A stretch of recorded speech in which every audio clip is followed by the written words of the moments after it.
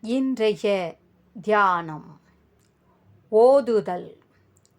இறைவா, உன் பெருமையைப் பற்றி பெரியோர் உள்ளத்தில் பொங்கி எழுந்த பாக்களை நாள்தோறும் நான் ஓதுவேனாக.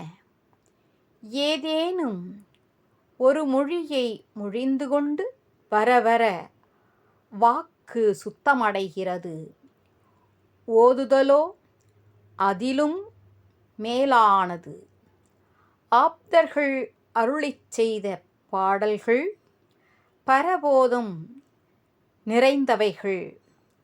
பொருள் விளங்கினாலும் விளங்காவிட்டாலும் ஆப்த மொழிகளை சிரத்தையுடன் பகர்வதே ஓதுதல் ஆகும்.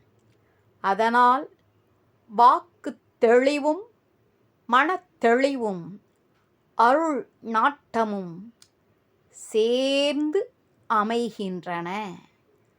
எனவே ஓதாமல் ஒரு நாளும் இருக்க வேண்டாம்.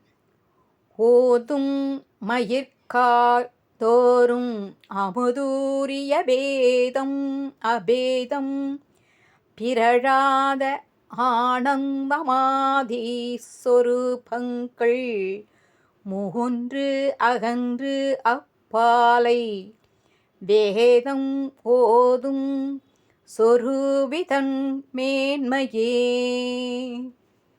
ஹரிஹி ஓம்.